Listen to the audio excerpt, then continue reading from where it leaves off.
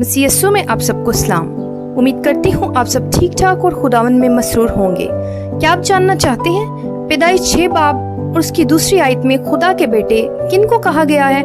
इस हकीकत को समझने के लिए वीडियो को एंड तक लाजमी देखें। किताब हनूक के मुताबिक 200 फरिश्ते आसमान के दरवाजे छोड़कर कोहे हरमून पर उतरे। उन्होंने आपस में अहद बांधा और खुद को बाहमी लानतों के साथ पाबंद किया और फिर दुनिया कभी पहले जैसी न रही। किताब हनूक चैप्टर 1 वर्स 6 और 7 के अकॉर्डिंग वॉचर्स का मतलब है निगहबान।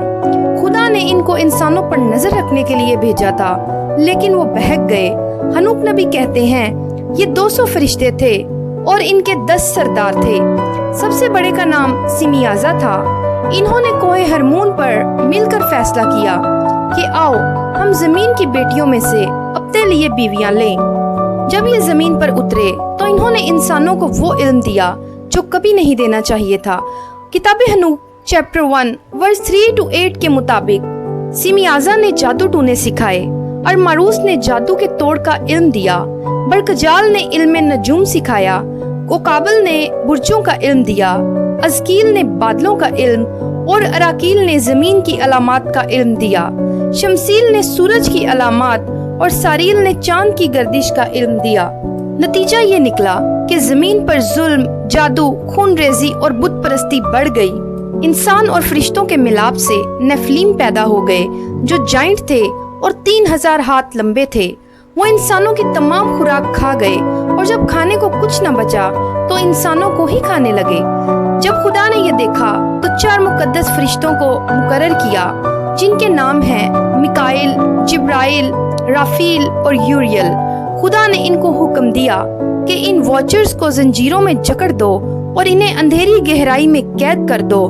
इसके बाद तूफान नू आया ताकि जमीन पाक हो जाए। ये सिर्फ एक कहानी नहीं है बल्कि बाइबल मुकद्दस इसकी सच्चाई को बयान करती है। सबसे पहले खुदा के बेटों और आदमी की बेटियों का वाकया पैदाइश 6 बाब में मौजूद है। उसके बाद तूफान नू की सदाकत भी बाइबल मुकद्दस बयान करती है।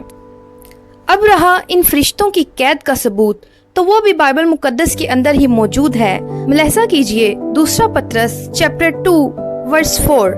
क्योंकि जब खुदा ने गुनाह करने वाले फरिश्तों को ना छोड़ा बल्कि जहन्नुम में भेजकर तारीक गारों में डाल दिया ताकि अदालत के दिन तक हिरासत में रहें। अब मुलाहिजा कीजिए यहूदा का खत चैप्टर 1 वर्स 6।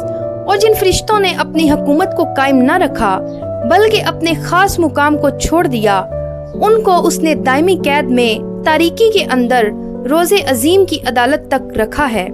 ये तमाम सबूत इस बात को जाहिर करते हैं कि खुदा की नाफरमानी की सजा बहुत बड़ी है। अगर वीडियो अच्छी लगी तो लाइक, कमेंट एंड शेयर करना मत भूलें।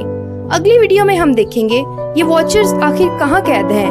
तो चैनल के साथ जुड़े रहने के लिए सब्सक्राइब करना और बेल आइकन को दबाना मत भूलें। तो मिलते हैं अगली वीडियो में, तब तक के लिए खुदा हाफिज।